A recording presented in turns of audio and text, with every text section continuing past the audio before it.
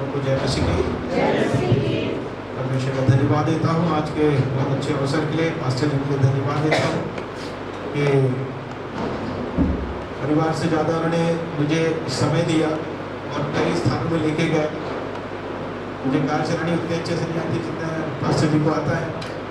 सगरे मार्ग से वो निकाल ही लेते हैं। आप जैसे सुंदर लोग, महत्वपूर्ण लोग, कीमती लोग हमारे साथ हैं।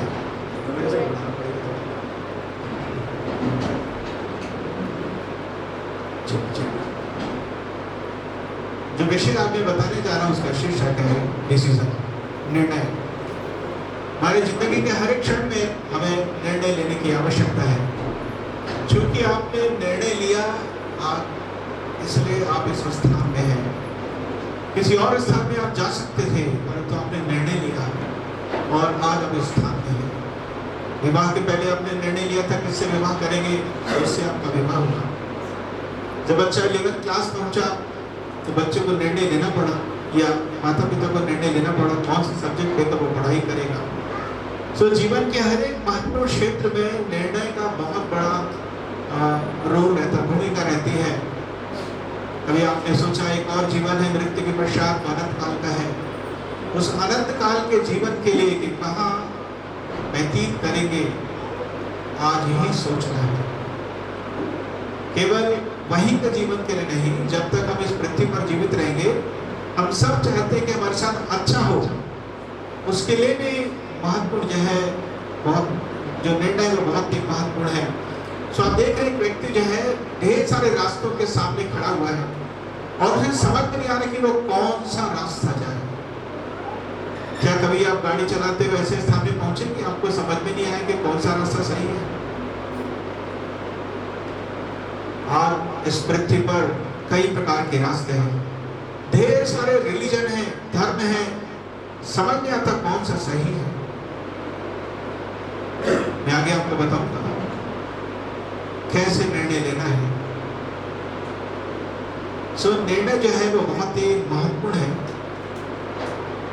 आप जानते हैं कि पुराना नियम इब्रानी भाषा में लिखा गया, दानियल के कुछ अध्याय अरबिक लैंग्वेज में लिखा गया और नया नियम यूनानी ग्रीक में लिखा गया। सो निर्णय के बदले जो मूल शब्द आया है इब्रानी भाषा में उसे कहते हैं खारूस। खारूस का मतलब होता है उचित रूप से कटा हुआ। मैं बैठे बैठे अभी कल्पना कर रहा था मैं इसको कैसे डिस्क्राइब करूंगा, कैसे इसको जोड़ूंगा। तब अचानक मुझे याद आया कि जब पतरस ने प्रचार किया था तो लोगों ने कहा उस वचन के द्वारा हमारा हृदय क्या हो गया है, छेद गया है। हृदय क्या हो गया है, छेद गया है। क्या हार्ट पंचर हो गया था उनका? नहीं। और इस रात मैंने कायल किया था क्या चीज को लेकर, वचन को लेकर। बाइबल में लिखा है कि परमेश्वर का वचन दो धारी तलवार है। जो प्रचार कर रहा है उसके अंदर भी काम करेगा, जिसको प्रचार किया जा रहा है उसके अंदर भी काम करेगा, दोनों तरफ वो काम करेगा। सो निर्णय का मतलब उचित रूप से कटा हुआ। दूसरा अर्थ है खाई जैसे खोदा गया, अर्थात काफी गहराई से काम होता है पवित्र आत्मा का। परमेश्वर के वचन का बहुत गहराई से काम होता है, एक खाई के समान जैसे खोदा गया। तीसरा अर्थ होता है जो मुझे बहुत अच्छा लगता है, वैसे सारे अर्थ ठीक है, सोना जैसे खनन किया गया। यानी कि खोद रहे किस अपेक्षा के साथ कि क्या मिलेगा, सोना मिलेगा। फिर यदि आपने अच्छा निर्णय ले लिया है तो सोना जैसे कीमती चीज आपको मिल गई है। हालेलुया। जैसे मानो सोना को खोद कर निकाला गया है। इसका मतलब ये भी होता है कि दृढ़ संकल्प या उत्सुक हो जाना, भूखा प्यासा हो जाना, यह है निर्णय। निर्णय का बहुत बड़ा महत्व है। जैसे कि मैंने शुरू में कहा, जैसा निर्णय लेंगे वैसा ही आपका जीवन बीतता चला जाएगा। और बाइबल में हर जगह प्राय इस बात पर जोर दिया गया है कि आपको निर्णय लेना ही पड़ेगा। मैं जो रेफरेंस बता रहा हूं उसको मत पढ़िए लेकिन सुनते जाइए। पहला राजा 18:21 में लिखा है, एलिय्याह ने कहा तुम कब तक दो विचारों में लटके रहोगे? यदि यहोवा ही परमेश्वर है तो यहोवा के पीछे चलो। यदि बाल देवता जो मौसम का देवता था, यदि वो सही तो तुम उसके पीछे चलो। पर कब तक दो विचारों में लटके रहोगे? प्रभु यीशु मसीह ने कहा लूका 12:57 में, तुम आप ही निर्णय क्यों नहीं लेते कि उचित क्या है? तुम आप ही क्यों निर्णय नहीं लेते कि उचित क्या है? हमें निर्णय लेने की आवश्यकता है। पिलातुस ने कहा था भीड़ से कि मैं उसे कोड़े मारकर अर्थात यीशु मसीह को छोड़ देता हूँ। लोगों ने कहा नहीं, हमें यीशु नहीं चाहिए, हमें बरअब्बा चाहिए। तो मैं किसे छोड़ूं, बरअब्बा को छोड़ूं या प्रभु यीशु मसीह को? लोगों ने कहा यीशु को क्रूस पर चढ़ा दे, हमारे लिए बरअब्बा छोड़ दे। आप अपने लिए किसको चुनेंगे? बरअब्बा डाकू था, एक दुष्टता का जीवन था, बलवा करने वाला, या वो जो हमारे लिए क्रूस पर खत्म हो गया? वैसे 30 अध्याय में लिखा है कि मैं तुम्हें लाभ और हानि दिखाता हूँ, जीवन और मृत्यु दिखाता हूँ, और आशीष और श्राप का वर्णन तुम्हारे सामने करता हूँ। चुन लो तुम्हें क्या चाहिए। सो चुनना, निर्णय लेना एक बहुत ही महत्वपूर्ण बात है। पढ़ेंगे अय्यूब की पुस्तक उसका 22 अध्याय उसका 28 पद, जोब 22:28। जो बात तो ठाने वह तुझसे बन भी पड़ेगी और तेरे मार्गों पर प्रकाश रहेगा। लिखा है जो बात तू ठाने वह तुझसे बन भी पड़ेगी।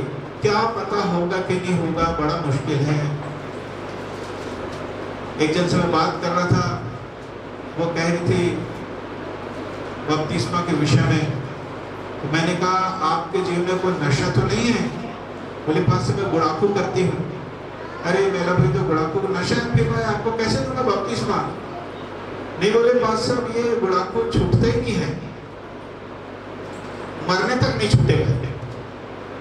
कुछ लोग ऐसे करते हैं, बड़ा बंधन है।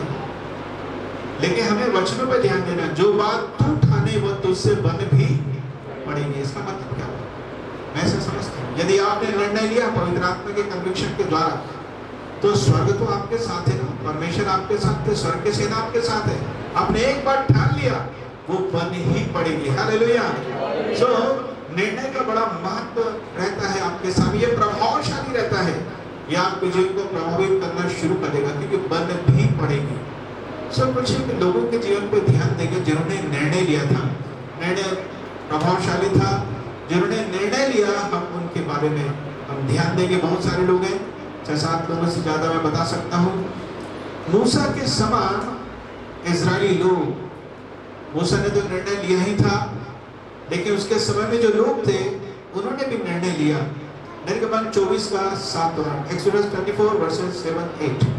तब वाचा की पुस्तक को लेकर लोगों को पढ़कर सुनाया। उसे सुनकर उन्होंने कहा, जो कुछ यहोवा ने कहा है उस सब को हम करेंगे और उसकी आज्ञा मानेंगे। जी आगे। तब मूसा ने लहू लेकर लोगों पर छिड़क दिया और उनसे कहा, देखो यह उस वाचा का लहू है जैसे यहोवा ने इन सब वचनों पर तुम्हारे साथ बांधी है। वाचा की पुस्तक को लेकर लोगों को पढ़कर सुनाया मूसा, और लोगों ने सुनकर कहा, अब ये उनका निर्णय था, जो कुछ यहोवा ने कहा है उस सब को हम करेंगे और उसकी आज्ञा मानेंगे। ये मेरा अलग विषय है संदेश का, कि वचन को सुनने के पश्चात लोगों की प्रतिक्रियाएं किस प्रकार की रही। कुछ लोगों ने निर्णय लिया, कुछ लोगों ने टाल दिया, कुछ लोग गुस्सा हो गए और सुनाने वालों पर उनको तकलीफ दिया, टॉर्चर किए। ऐसी ढेर सारी बातें बाइबल में वर्णित हैं। खैर यहाँ के लोग जब वचन को सुने उन्होंने तुरंत निर्णय लिया। जब तक आप निर्णय नहीं लेंगे, आपने यहोवा परमेश्वर के काम को रोक के रखा। पेंडिंग बोलते हैं, पेंडिंग फाइल, ऐसे ही समझ जाइए, आपने रोक के रख दिया है काम को। प्रियो, एक बात मैं कहता हूँ, यदि शासकीय कार्य में कोई बाधा डालता है, विशेषकर पुलिस और मिलिट्री के कामों में, क्या उसको सजा नहीं मिलेगी? सजा मिलती है। जरा सोचे, जो परमेश्वर के कामों में बाधा उत्पन्न कर रहा है, क्या वो निर्दोष रहेगा? कभी नहीं। वो भी मेरा एक विषय है कि ईश्वरीय काम में कभी बाधा उत्पन्न नहीं करना, वरना आप फंसोगे। सो यहाँ पर ऐसा हुआ कि लोगों ने निर्णय लिया। सबसे पहली बात, जो कुछ यहोवा ने कहा है उस सब को हम करेंगे, अर्थात हम मानेंगे, आज्ञाकारी रहेंगे। याद रखेंगे, आज्ञाकारिता यानी कि डिमांड करती है सैक्रिफाइस की। ऐसे नहीं कि मैं हमेशा खुश रहूंगा, मुझे कुछ देने की जरूरत ही नहीं पड़ेगी, मैं एकदम जैसे फूलों के मार्ग से होकर जाऊंगा और सब अच्छा अच्छा रहेगा। ऐसा हो भी सकता है, नहीं हो सकता है। कई बार आपको बहुत दुख तकलीफ परेशानी उठानी पड़ सकती है। मैं से बहुत सारे लोग को जानता हूँ जिनसे परमेश्वर ने बातचीत किया, रोज की कथा सुसमाचार के सामर्थ के द्वारा उनका जीवन बदल गया। पर वो ऐसे पृष्ठभूमि से आया करते थे जहाँ पर यह कहना कि वो प्रभु यीशु मसीह में विश्वास करते हैं वो एक चुनौती की बात थी और घर से निकाल सकते थे। कई साल तक वो ऐसे ही छिपकर एक मसीही जीवन बिताते रहे। एक भाई हमारे यहाँ चर्च आया करता था, घर के लोग पूछते थे कहाँ जाता है तो बोलता था मैं अपने दोस्त के घर जाता हूँ। मैंने कहा हाँ, आधा सत्य तो है, प्रभु यीशु मसीह हमारा सच्चा मित्र है, पर तो एक दिन जरूर घर में बता देना तो जाता कहाँ है। एक आध दो महीना मारेंगे पीटेंगे, उसके बाद शांत हो जाएंगे, फिर तो आराम से आते रहना।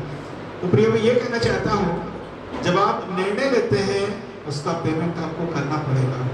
उसका पेमेंट पैसों से नहीं है, उसका पेमेंट है आपको दुख तकलीफ उठाने के लिए तैयार हो जाना है, हर एक परेशानियों का सामना करने के लिए तैयार हो जाना है। ऐसे कई लोग थे जिन्होंने प्रभु यीशु मसीह को स्वीकार किया, निर्णय लिया, जो भी प्रभु कहेगा मानेंगे। घर से निकाल दिया गया, पैतृक संपत्ति से वंचित करने के लिए धमकी दी गई, अपमानित किया गया, मारा पीटा गया, सहते रहे। बहुत साल के बाद वे सारे लोग प्रभु को स्वीकार किए, अब वो बहुत अच्छा बन गया है। हालेलुया। जी हाँ, माहौल अच्छा बन गया है और जो सेवा कर रहे हैं वो बहुत ही अच्छी स्थिति में है, अर्थात घर के लोग को उद्धार मिल चुका है।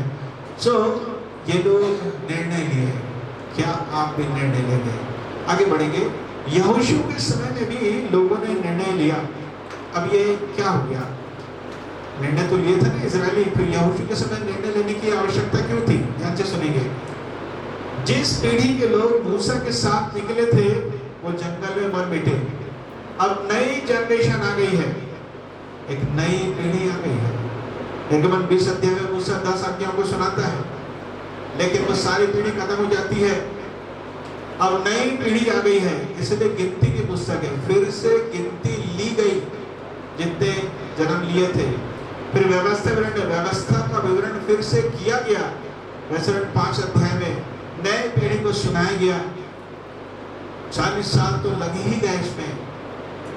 और फिर यहोशू के द्वारा लोग निर्णय लेते हैं। यहोशू पहले अपनी बात बताता है।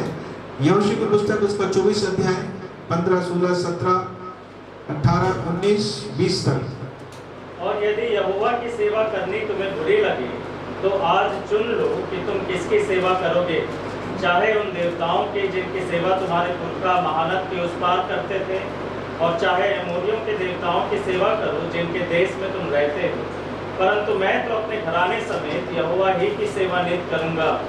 तब लोगों ने उत्तर दिया, यहोवा को त्याग कर दूसरे देवताओं की सेवा करनी हमसे दूर रहे, क्योंकि हमारा परमेश्वर यहोवा वही है जो हमको और हमारे पुरखाओं को दासत्व के घर अर्थात मिस्र देश से निकाल ले आया और हमारे देखते देखते बड़े बड़े आश्चर्य कर्म किए, और जिस मार्ग पर और जितनी जातियों के मध्य में से हम चले आते थे उनसे हमारी रक्षा की, और हमारे सामने से इस देश में रहने वाले एमोरी आदि सब जातियों को निकाल दिया है। इसलिए हम भी यहोवा की सेवा करेंगे, क्योंकि हमारा परमेश्वर वही है। जी हाँ, उन्होंने एक निर्णय लिया, जो परमेश्वर को मिस्र निकाल के लाया, हम उसी के मार्ग पर चलेंगे।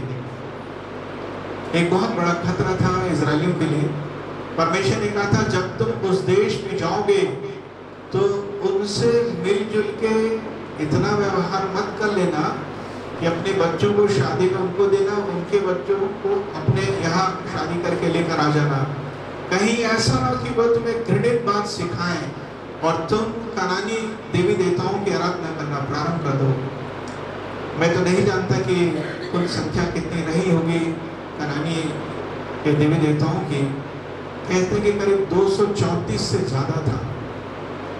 और आप ध्यान देंगे, जब जब इजरायली उनके देवी देवताओं की आराधना किए, बड़े संकट में पड़े, शत्रुओं के बंधन में चले गए। विशेषकर न्यायियों की पुस्तक आप पढ़ेंगे, न्यायियों की पुस्तक करीब 400 साल का इतिहास रखती है। 400 साल तक बहुत परेशानी में रहे। हालांकि परमेश्वर बीच बीच में न्यायियों को भेजा करता था छुड़ाने के लिए, वो पश्चाताप करते थे, जीवन ठीक रखते थे। जब तक न्यायी जीवित रहता था तब तक वो प्रभु के मार्ग में चलते थे। मैंने सीखा जब तक पास्टर जीवित रहेगा, फिजिकली नहीं स्पिरिचुअली सही रहेगा, लोग बंधन में नहीं जाएंगे। हालेलुया। यदि चर्च के लोग भी यदि अधीनता स्वीकार करें तभी यह हो सकेगा। तो यहोशू ने कहा, क्या तुम परमेश्वर की सेवा करते रहोगे? तो उन्होंने तो कहा कि हाँ, हम उनके सेवा नहीं करेंगे। 20 वचन से आगे पढ़ेंगे। यदि तुम यहोवा को त्याग कर पराये देवताओं की सेवा करने लगोगे, तो यद्यपि वह तुम्हारा भला करता आया है तो भी वह फिर कर तुम्हारी हानि करेगा और तुम्हारा अंत भी कर डालेगा। 24 तक पढ़ते हैं। लोगों ने यहोशू से कहा, नहीं, हम यहोवा ही की सेवा करेंगे। यहोशू ने लोगों से कहा, तुम आप ही अपने साक्षी हो कि तुमने यहोवा की सेवा करनी चुन ली है। उन्होंने कहा, हाँ, हम साक्षी हैं। यहोशू ने कहा, अपने बीच में से पराये देवताओं को दूर करके अपना अपना मन इस्राएल के परमेश्वर यहोवा की ओर लगाओ। लोगों ने यहोशू से कहा, हम तो अपने परमेश्वर यहोवा ही की सेवा करेंगे और उसी की बात मानेंगे। जी हाँ, यहोशू ने कहा अपने बीच में से पराये देवताओं को दूर करके अपना अपना मन इस्राएल के परमेश्वर यहोवा की ओर लगाओ। कई ऐसे थे कि मिस्र से जब निकले थे, मिस्र से तो निकल गए थे, मिस्र उनके जीवन से नहीं निकला था। फिर मुझे लगता है कि कुछ ले लेकर भी आ गए होंगे। फिर कनान की अलग थे। यहोशू ने कहा सबको दूर करना है। एक बात मुझे समझाएं या सोचने की कोशिश करें। कल्पना करें कि इजरायली अपने अपने घर में झाड़ू लगा रहे हैं और पोछा लगा रहे हैं, फिर भी वास्तव में गंदगी पड़ी हुई है, जैसे गोबर है, ऐसा कुछ भी गंदगी पड़ी हुई है। तो क्या पोछा लगाने से, साफ सफाई करने से कुछ मतलब निकला क्या मतलब? हम लोग ऐसा साफ सफाई नहीं करते, पूरा अच्छे से साफ सफाई करते हैं। सो यहोशू ने कहा था इजराइलियों से अपने घर को क्या करो, साफ करो, और तब फिर यहोवा परमेश्वर की क्या करना, आराधना करना। वैसे ये काम आपको कठिन लगता है या सरल लगता है? बहुत कठिन काम है, बहुत ही कठिन काम है। इसलिए तो कहा जाता है ये निर्णय है, आपका डिसीजन है और आपको इसका पेमेंट करना पड़ेगा। क्या इस पेमेंट के लिए तैयार है? आपसे पैसा नहीं मांगा जा रहा है, वो तो मूर्खता की बात होगी। क्या उस कीमत को अदा करने के लिए आप तैयार हैं? तो जब उन्होंने वैसा किया तो परमेश्वर ने शांति दिया और उनकी रक्षा किया। आगे बढ़ेंगे। अब हम योआश और उसकी प्रजा के बारे में देखेंगे। योआश के पिता का नाम अजरिया था और उसे खत्म कर दिया गया था। अजरिया की जो माँ थी अतलिया, उसने राजवंश के हरेक राजकुमारों को हरेक को खत्म कर दिया। लेकिन योआश के पिताजी की जो बहन थी, यहोशेबा ऐसा कुछ नाम था, वो इस बच्चे को छिपा कर रखती है और वो बच्चा 6 साल तक जहाँ कपड़ा रखा करते थे, एक अलग से कमरा था क्योंकि महल की बात है, तो वहाँ इस बच्चे को छिपा कर रखा गया था। यहोयादा याजक वहाँ पे था, उसने हियाव बांधा, उसने कहा प्रतिज्ञा तो दाऊद के वंश में से बच्चों को राजा बनाने की थी, तो अतलिया कैसे बन गई? उसके वंश में ये आता है, इसको बनना चाहिए राजा। और तब फिर वो साहसिक कदम उठाता है और इस तरीके से वो एक बहुत अच्छा प्रबंध करता है। पढ़ने लायक है यदि आप उसे घर में पढ़े तो क्या किया उसने? दूसरा राजा 11 अध्याय उसका 17 पद। तब यहोयादा ने यहोवा के और राजा प्रजा के बीच यहोवा की प्रजा होने की वाचा बंधाई और उसने राजा और प्रजा के मध्य भी वाचा बंधाई। जी हाँ, उसने यहोवा के और राजा के बीच में वाचा बंधाता है, यानी कि एक समझौता करवाता है। नियम और शर्त ऐसा बोलते हैं, टर्म्स एंड कंडीशन आजकल विज्ञापन में नीचे छपा रहता है। एक बात मुझे ये भी अच्छी लगी, केवल यहोवा परमेश्वर के साथ ही वाचा नहीं बांधना है, अपने लीडर के साथ भी वाचा बांधना है। राजा मतलब क्या हुआ? वो जो उनकी अगुवाई करता है, उनकी रक्षा करता है, उनकी मदद करता है। हमारा राजा तो परमेश्वर है ही, पर इस पृथ्वी पर यदि कोई है जो हमारी अगुवाई कर सकता है वो है हमारा पास्टर। हालेलुया। तो पास्टर के माध्यम से परमेश्वर अपनी प्रजा का जिस कलीसिया में वो जाते हैं उनकी वो अगुवाई करता है। सो वाचा जो है वो प्रजा, मेंबर्स और पास्टर के बीच में होना चाहिए। और जब वाचा बंधाई जाती है तो बहुत अच्छा संबंध रखना है, सबसे बड़ी बात। और फिर परमेश्वर और प्रजा के बीच में भी वाचा को बंधाना है। और बाइबल में साफ लिखा, आप ध्यान से आगे तक पढ़े तो पता चलेगा, उस नगर में बहुत शांति आई, लोग बहुत खुश हो गए। जी हाँ, आपका निर्णय आपके जीवन में खुशी लाएगा। कुछ पल तक आप बड़े परेशानी में हो सकते हैं, असमंजस की स्थिति हो सकती, क्या करूं क्या नहीं करूं। तभी एक बार आप ठान लेते कि हाँ मुझे ऐसा करना है, बस एक अद्भुत शांति आ जाती है। ऐसा मैंने अनुभव किया है। योशिया राजा के समय में भी ऐसा ही हुआ। ढेर सारे दूसरे परमेश्वर आ गए थे, लेकिन योशिया राजा ने भी शपथ लिया या महत्वपूर्ण निर्णय लिया। दूसरा राजा उसका 23 अध्याय उसका 3 पद।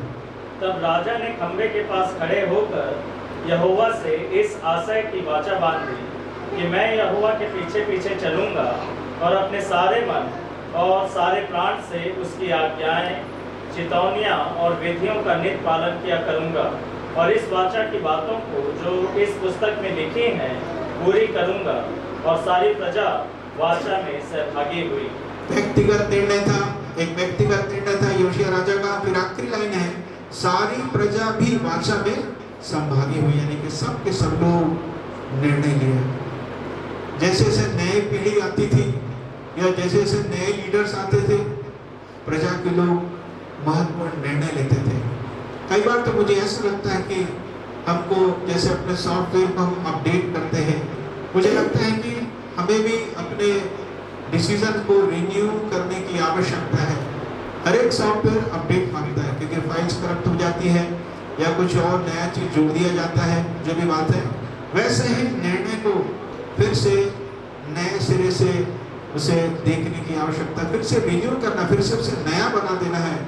तो राजा ने खंबे के पास खड़े होकर यहोवा से इस आशय की वाचा बांधी, निर्णय लिया कि मैं यहोवा के पीछे पीछे चलूंगा, अपने सारे मन सारे प्राण से उसकी आज्ञाएं, चितौनियां, विधियों का नित पालन किया करूंगा, और जो कुछ उस वाचा की पुस्तक में लिखा है पूरा करूंगा। मतलब पढ़ूंगा भी, पूरा करूंगा मतलब पढ़ूंगा तब तो पूरा करूंगा।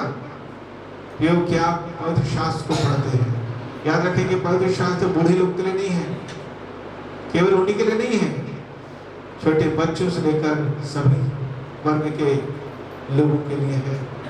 सभी अलग अलग जिनके पास प्रोफेशन है उनके लिए भी है। हर व्यक्ति जो उस वचन को पढ़ता है, परमेश्वर उससे बातचीत करता है।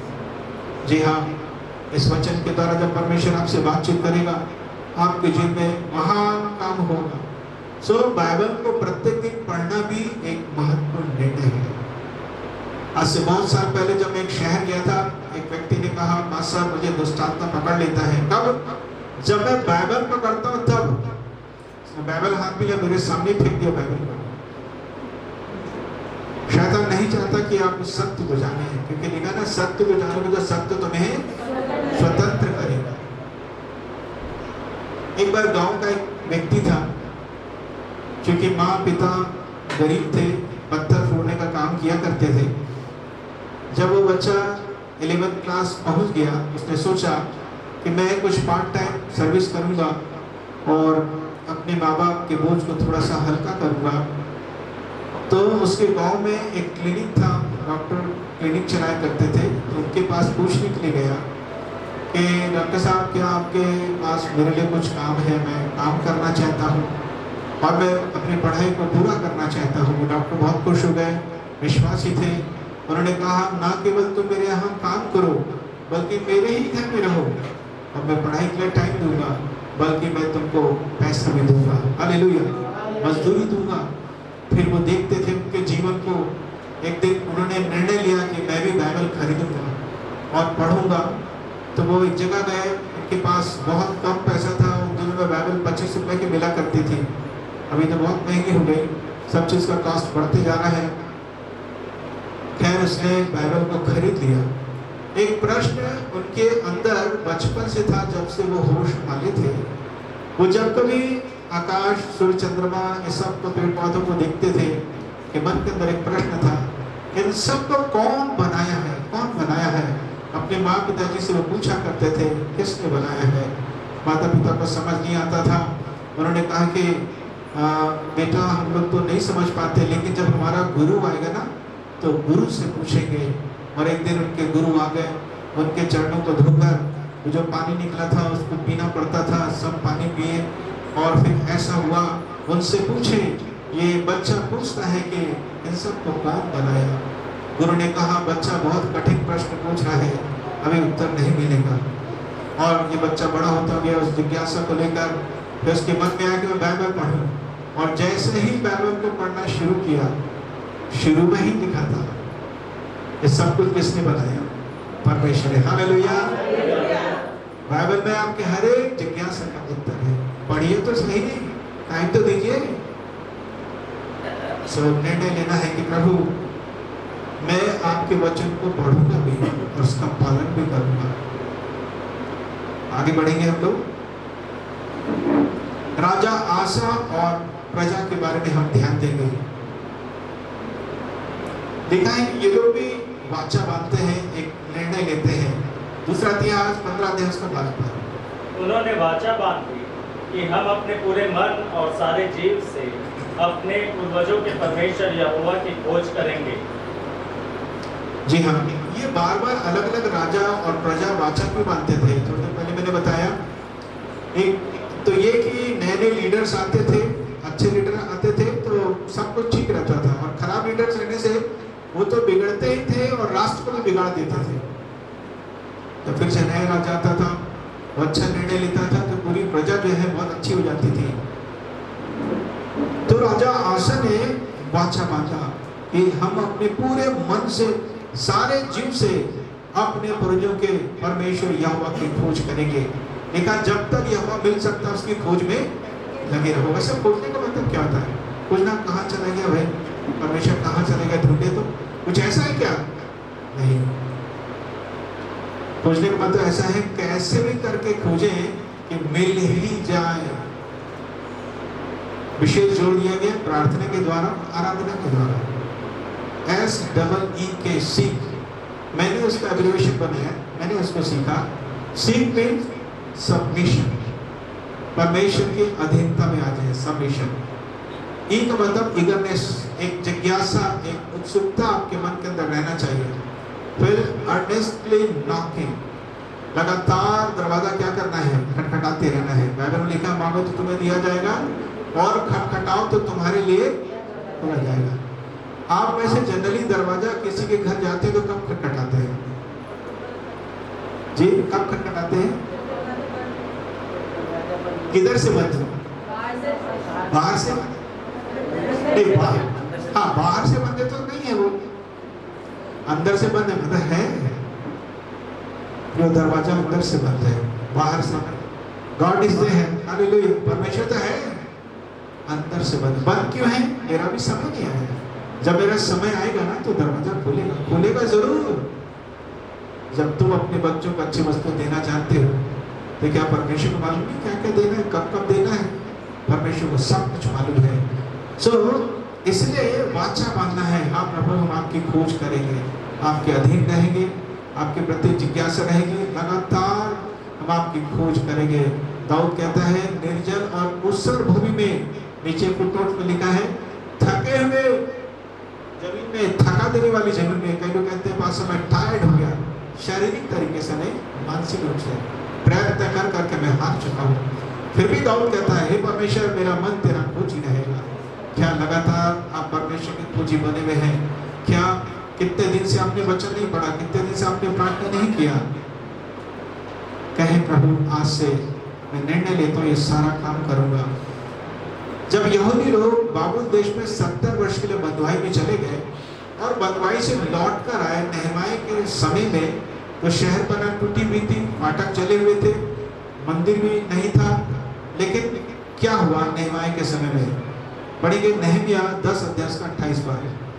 शेष लोग अर्थात याजक, लेवी, द्वारपाल गवैये और मंदिर के सेवक और जितने परमेश्वर की व्यवस्था मानने के लिए देश देश के लोगों से अलग हुए थे, उन सबों ने अपनी स्त्रियों और उन बेटे बेटियों समेत जो समझने वाले थे, अपने भाई रईसों से मिलकर शपथ खाई कि हम परमेश्वर की उस व्यवस्था पर चलेंगे जो उसके दास मूसा के द्वारा दी गई है, और अपने प्रभु यहोवा की सब आज्ञाएं, नियम और विधियां मानने में चौकसी करेंगे। सारे लोग निर्णय लेने में शामिल थे। याजक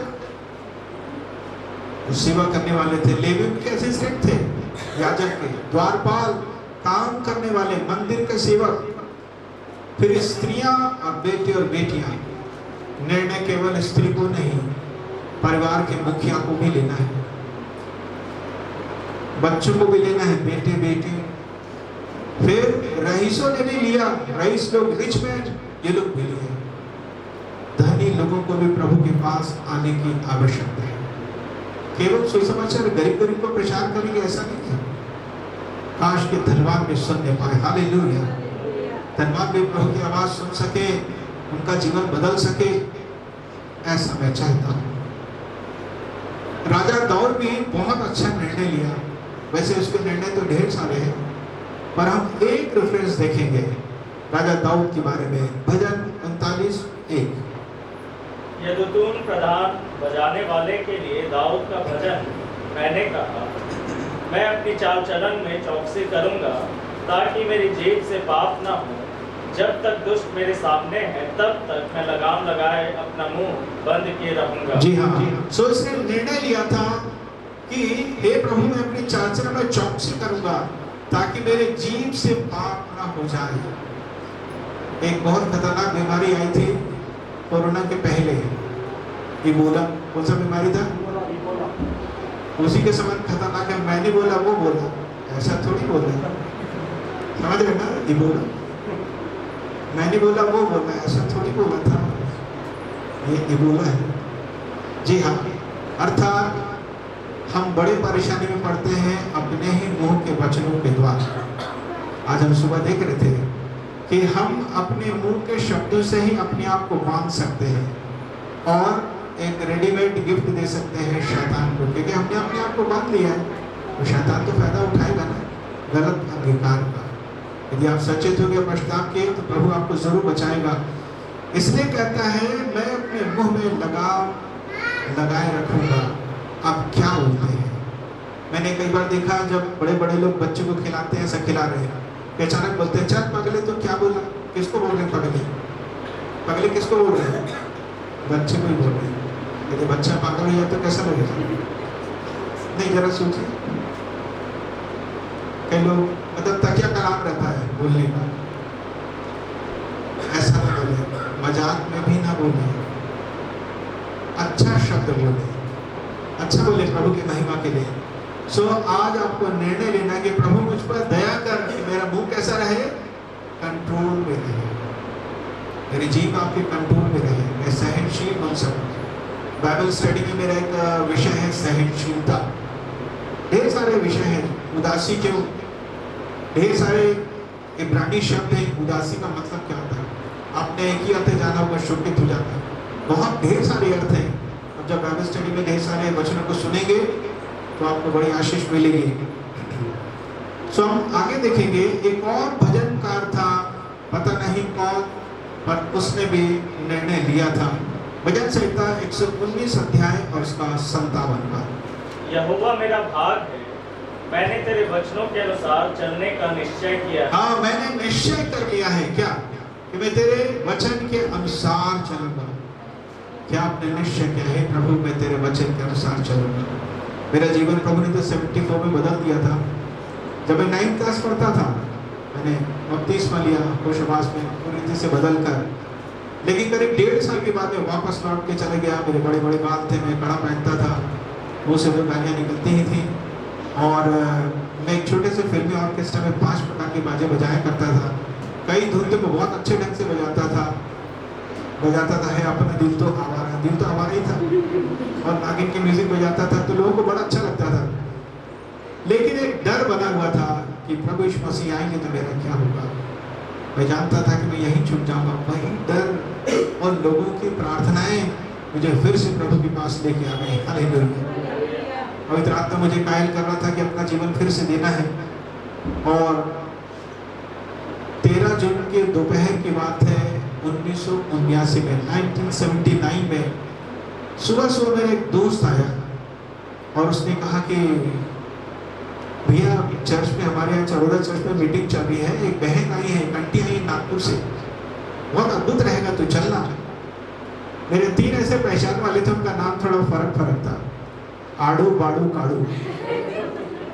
तो आड़ू आया था, तो आड़ू बोला चलेंगे भैया, मैंने हाँ चलेंगे। और सुबह मीटिंग जाके वापस आ गया, सोचते रह गया कि जीवन देना है देना है देना है। अब दोपहर लंच के बाद फिर मीटिंग थी, रेलवे स्कूल में मीटिंग थी, फिर गया। फिर से मुझे पवित्र आत्मा कायल कर रहा था कि जीवन देना है देना है देना है। वो समय खत्म हो गया, पासा साहब आखिरी प्रार्थना भी कर दिए, आशीर्वाद की प्रार्थना भी कर दिए। फिर पवित्र आत्मा इतने जोर से कायल किया, मैं ऊंची आवाज में चिल्लाकर प्रार्थना किया और आंसू के साथ मैंने प्रार्थना किया कि प्रभु ये जीवन में आपको देता हूँ।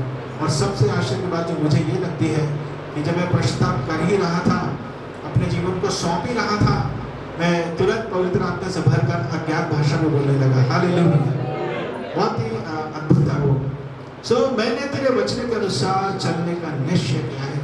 पवित्र आत्मा और कितना आपको कायल करेगा, आखिर कब तक आप विलंब करेंगे?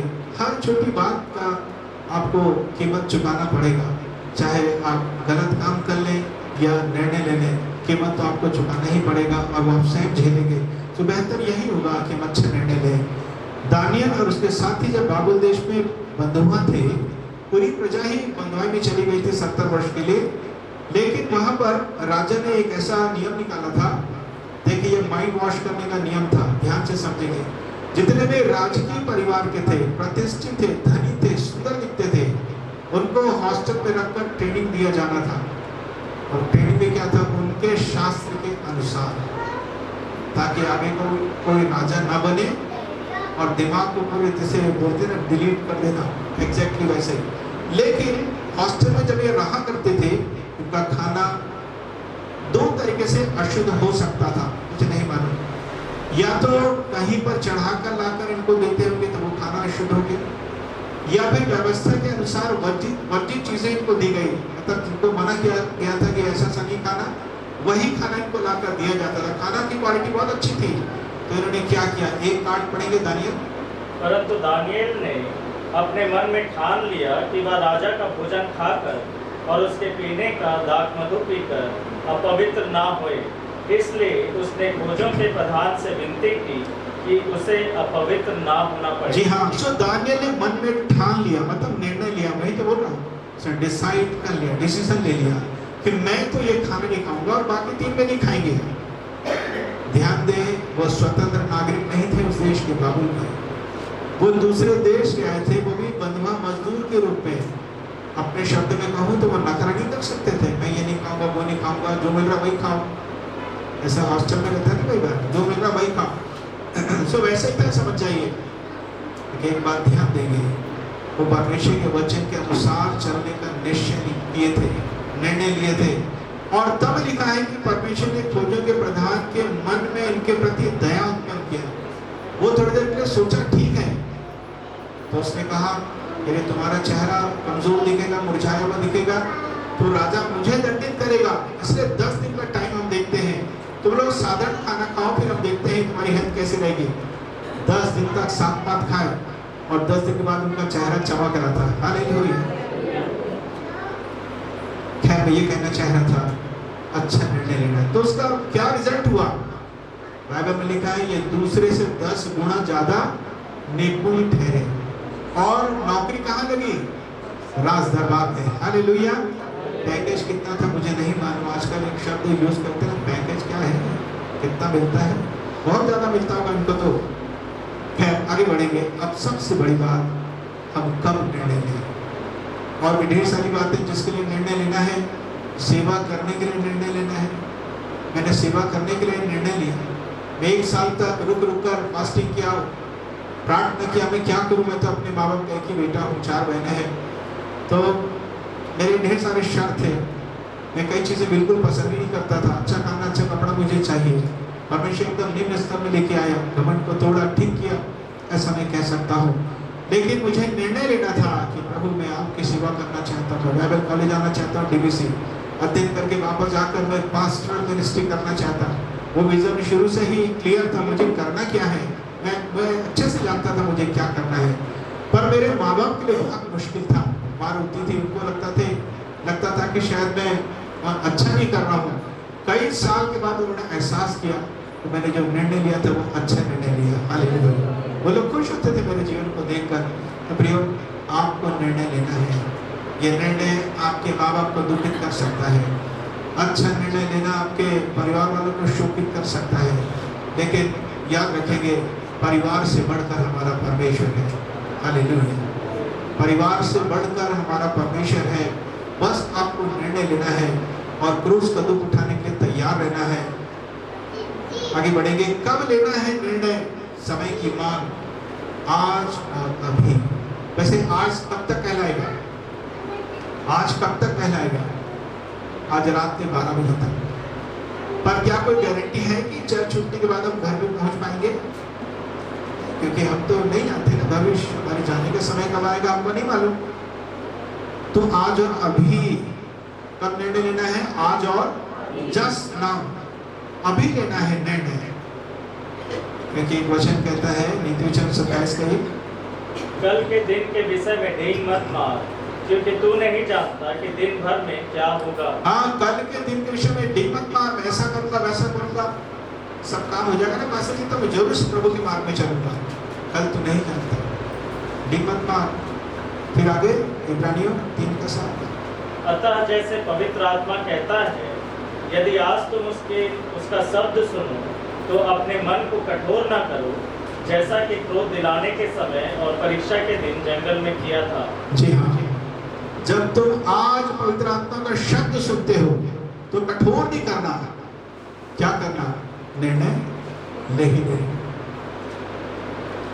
एक छोटी सी गवाही में बताना चाहूंगा। हम अपने परिवार में 7 लोग हैं। मेरे 2 बेटे हैं, दोनों का विवाह हो गया, सो 2 बेटी आ गई, 4 हम लोग सब मिला के 6 हो गए। और एक ग्रैंड सन है, वो क्लास 5th में है। वो अभी से कीबोर्ड बजाता है, बहुत अच्छा गाना गाता है, कभी आपने देखा होगा से यूट्यूब में। आज से बहुत साल पहले जब मेरे बच्चे छोटे थे और उनका विवाह नहीं हुआ था, हम लोग एक कन्वेंशन में गए थे जहाँ मेरे पास सप्रू ने वार्षिक सम्मेलन रखा था, जहाँ तक मुझे याद आता है। तो हम लोग सब गए थे और जब हम लोग मीटिंग में बैठे तो एक भाई के लिए मेरे पत्नी के मन में परमेश्वर ये डाल रहा था कि तुम्हारे पास जो पैसा है वो पैसा उनको दे देना है। आज से बहुत साल पहले की बात है, मेरे ख्याल से 25 साल पहले की बात है। और वो पैसा केवल 50 रुपये था, जहाँ तक मैं याद करता हूँ। मिसेस कह रही थी, प्रभु मेरे पास उतना ही पैसा है। दूसरी बात वो ये कह रही थी कि मैं किस में लपेट के दूँ, मेरे पास एनवलप भी नहीं है, लिफाफा भी नहीं है। पवित्र आत्मा बार बार कह रहा था, कहना करना था, देना है वो पैसा, देना है, देना है। तब वो पैसा निकालती है और एक कागज था बैग में, कागज में लपेट के वो उस भाई को दे देती है। अभी तो वो पास्टर है, वो भाई प्रभु की सेवा करता है। जैसे वो कागज उसको मिला और उसने पैसा देखा, बहुत खुश हो गया। उसने कहा, सचमुच परमेश्वर जीवित और अच्छा है। तो पता चला कि बात क्या थी भाई, क्या क्या गवाही छिपी हुई है। उसने कहा कि मेरे पास पैसे थे ही नहीं और एक भी दिन ऑफरिंग लिया नहीं गया था, और अचानक से उन्होंने कहा कि ऑफरिंग आज लिया जाएगा। उसके पास केवल 17 रुपये थे और 17 रुपये ठीक ट्रेन के टिकट का पैसा था। उसने कहा, यदि मैं 17 में से 7 रुपये भी देता तो 10 रुपये में तो टिकट आएगी नहीं, मुझको पैदल चलना पड़ेगा। ऐसा चाहे पूरा ही पैसा दे दो, पूरा चलो पैदल गाँव तक। उसने पूरा पैसा डाल दिया। 17 रुपये डाला था, उसको 50 में मिल गया। हालेलुया। यदि आपके मन में किसी प्रकार की बात आती है, दोबारा भी आके ऑफरिंग दे सकते हैं आप। हालेलुया। एक बार परमेश्वर मुझसे कह रहा था, जब मैं संडे स्कूल ले रहा था सेक्टर 2 भिलाई में, ऐसे बहुत साल पहले, ये भी होगा 25 साल पहले। परमेश्वर ने एक बच्चे के लिए मुझसे कहा कि तू 20 रुपए दे दे उसको, और मैंने उसको 20 रुपए दे दिया। खैर मेरे लिए 20 रुपए बहुत बड़ी बात नहीं थी, लेकिन उस बच्चे के लिए बड़ी बात थी। फिर नेक्स्ट संडे जब आया, या नेक्स्ट एक सप्ताह जब आया, उसके बाद मैंने पूछा कैसा अनुभव हुआ। उसने कहा कल मेरे पाँव में चप्पल नहीं थी और टीचर मुझे डांटा करते थे, तो चप्पल पहन के नहीं आता तो स्कूल भी नहीं आएगा, जो आपने पैसा दिया था मैंने चप्पल खरीदा। हालेलुया। तो प्रियो, जब परमेश्वर आपसे बोलता है ना, चाहे 1 रुपए के लिए बोले, चाहे 1 लाख रुपए के लिए बोले, जस्ट डू इट, आप उसका पालन करें। हालेलुया। मैंने ऐसा सीखा है। सो मैंने आपको बताया, मन को कठोर न करो, जैसा कि क्रोध दिलाने के समय परीक्षा के दिन में जंगल में इज़राइलियों ने किया था। आपको निर्णय लेना है। जब मेरी पत्नी ने वो 50 रुपए दे दिया, वो कहती है उसी समय पवित्र आत्मा का कन्विक्शन बंद हो गया। उसे बहुत अच्छा लगा कि जब वो अपने बैग को देखती है तो उसमें एक और 50 रुपए था। लिया प्रभु आशीर्वाद संदेश के लिए। आइए हम सब खड़े जाएं। सो आपने आज प्रभु के संदेश को सुना है। प्रियो, ये आत्मिक मनोरंजन नहीं है, ये एक प्रकार की उत्सुकता जो आत्मिक रूप से बनी रहती है, उसको मिटाना नहीं है। ये आपके व्यक्तिगत जीवन का मामला होना चाहिए। परमेश्वर अपने वचन से बात करके आपको कन्विंस करता है। जैसे लोग कहते छिद गया था, इसलिए निर्णय एक उचित आकार में काटा हुआ, गहराई से खोदा गया, जैसे मानो सोना निकालना है। यही तो हुआ ना निर्णय लेने का मतलब। क्या आपको अपने जीवन में निर्णय लेना है? ऐसा कुछ समझ नहीं आता है। मैं अपनी आंखें खोलकर आपको देख रहा हूँ, आप अपनी आंखों को बंद रखें, आप अपने जीवन को देखें। क्या आपको निर्णय लेना है? मुझे नहीं मालूम आप में से कितने लोग प्रभु यीशु मसीह को अपने जीवन में उद्धारकर्ता के रूप में स्वीकार किए हैं या नहीं किए हैं।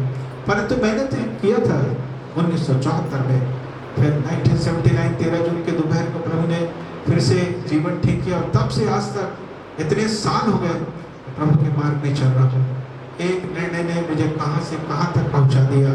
जब आप रोड में चलते हैं, गलत रोड में गलत निर्णय लेते हैं, कई किलोमीटर के बाद पता चलेगा आप गलत रास्ते में चले गए हैं। एक ही काम करना है, वापस आना है उसी स्थान पर। क्या कहीं आप और चले गए? क्या आपने किसी और का सहारा लिया? आपको पश्चाताप के द्वारा वापस आने की आवश्यकता है। जानना चाहूँगा आप में से कितने लोग प्रभु यीशु मसीह को स्वीकार करके बपतिस्मा ले चुके हैं? यदि नहीं तो अपने हाथ ऊपर करें, मैं उनके लिए प्रार्थना करूँगा।